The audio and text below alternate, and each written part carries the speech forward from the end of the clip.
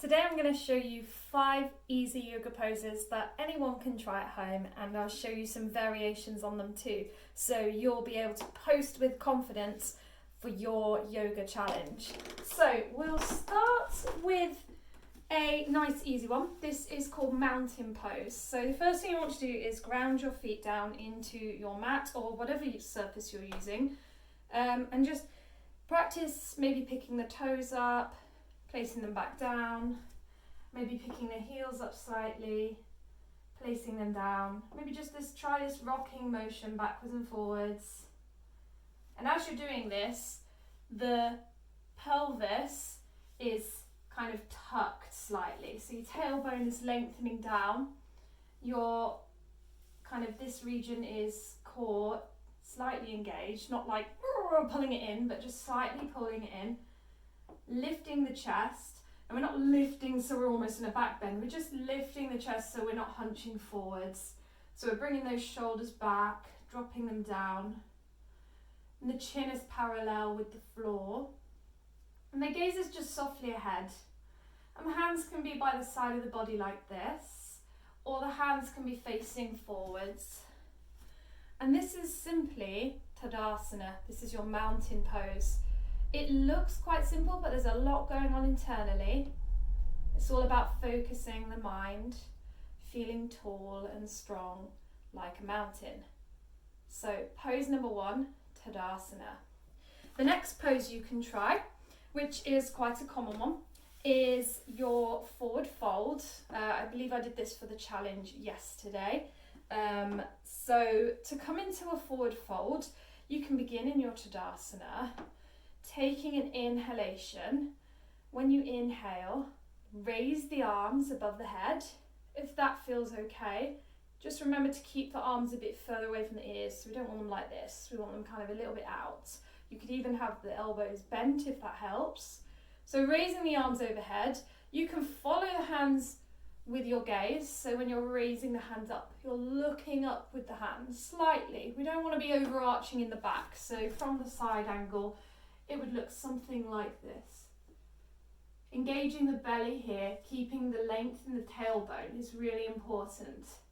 And then from here, you would exhale, and we're going to fold forwards. Now we're not going to fold forwards like this. This is all in the upper back, not great for the spine or much else really. But we're going to forward fold from the hips. So if you watch my hips, I'm hinging forward on the hips. Now, I'm keeping my knees quite tight here. What you can do is, for a kind of variation, widen the knees and the legs so they're hip distance apart. They don't have to be together like this. Bend the knees, so have a slight bend in the posture before you start to come into your forward fold, and you'll find you'll be able to go further. The aim in this posture really is to get the belly to rest onto the thighs. So no matter how much the knees are bent, that's kind of your goal, rather than, oh, I must be here and my legs must be super straight. You can see I'm actually hyper bending the knees here, or hyper straightening. So it's more important that your posture, your pose, is belly comes down onto the thighs, and my hands can reach the floor if I bend my knees. So you can see from here, I'm in my forward fold. My forward fold could look like this, or my forward fold could look like this. They're both forward folds. Be very aware of what's going on in your hamstrings here, because this posture focuses on the legs quite a lot. You don't want to be overextending in those hamstrings, because that's what leads to injury. So you can do that. You could grab a couple of books, place them under your hands so they're a bit elevated, and that would be your forward fold, otherwise known as Uttanasana. So, pose number 3 is downward facing dog. Marmite posture, I know some people love it, some people hate it. I used to really not enjoy it that much. Now I absolutely love it. It's such a nice calming posture for me. So if you're in your forward fold already, what you can do is you can just begin to walk the hands forward. Look, if you need to, bend the knees, or you can come down onto your hands and knees so you're in all fours. Keep the toes tucked under, and then I would start to sit the sitting bones back towards the heels, then lift the knees, then start to push the hips up, so you're keeping the body weight back towards the back of the feet. Now, you don't want to be over straightening, because look what happens when I over straighten, my body starts to come forward over the hands. So if I bend the knees slightly, you can see I can push my body weight back towards the heels. Also, if your heels are up here, that's absolutely fine. Downward facing dog is not about having your heels on the floor. So this is your downward facing dog. Avoid hyperextending the elbows, so you want to keep a soft bend in those two. So we've covered mountain pose, forward fold, downward facing dog. Number 4 is your Badanasana. This is a nice seated posture that you might want to try. So just come to a seat and have the knees in towards the chest to begin with. It's quite nice to do it against a wall as well, this one. And I would start with the feet a little bit further away from you, from the sitting bones. And then you're just going to drop the right knee out and then drop the left knee out and bring the soles of the feet together. And this is Badanasana. You can keep the body up against a wall if you wish, or you can come off the wall and just sit forward. If it feels uncomfortable on the knees, having them like this, maybe place some cushions underneath the knees to support them. If this feels okay, that's great. You can bring your hands in front. You could come into a forward fold if you want. If you wanted a more intense stretch, you could walk the heels towards the sitting bones, so you've got a bit more of an intense stretch going on in the legs here. And you can just take the hands, interlacing the fingers, and bring them round the edges of the feet. You could use the elbows to help you fold forward, or you could just quite simply stay seated like this. And so this is your Badanasana. This is quite a nice, easy seated posture. It's nice. It's a nice hip opener as well. And finally, challenge pose number 5, you could have a go at Vrikshasana, which is tree pose. So I thought I've done a few standing postures, a few forward fold postures, I've done a seated posture. Let's do a balance posture, just to challenge you a bit. Balances are great because they really help to focus that mind and get you just in the present moment. So have a go at tree pose. I'll show you different variations of this. So standing in your Tadasana, you can see Tadasana is quite a foundational pose. It's often the beginning of most standing postures. From here, let's start by grounding down into the right leg.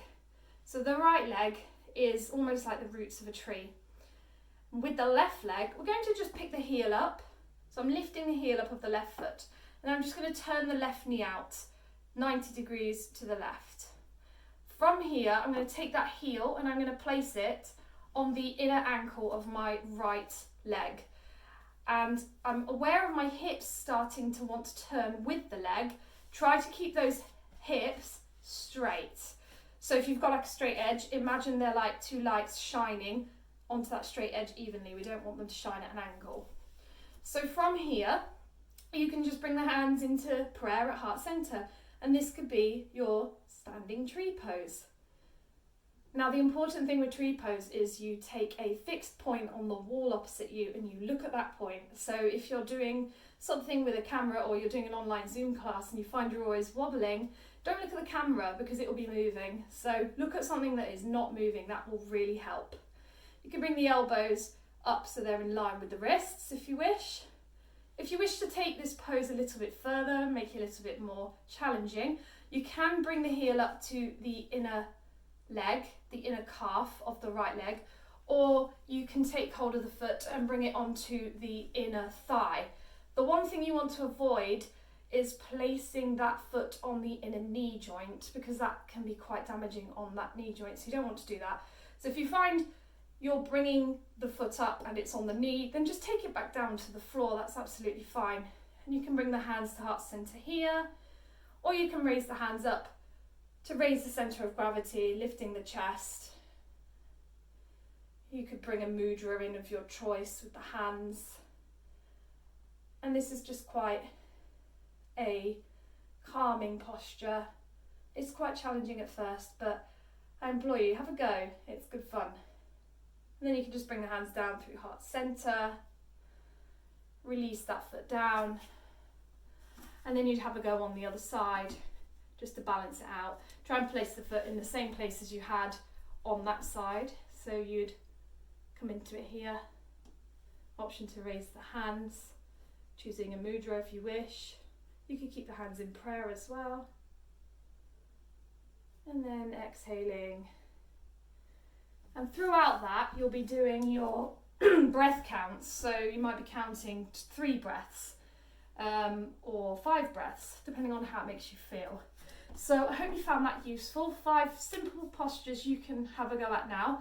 And don't forget, if you're entering the challenge that I have going on Instagram at the moment, to use the hashtag self-isolation yoga challenge and to tag me in that as well, so I can see your amazing attempts. Remember, I've said this before, but I'll say it again, it's not about how the posture looks, it's about how it feels. That is the key thing.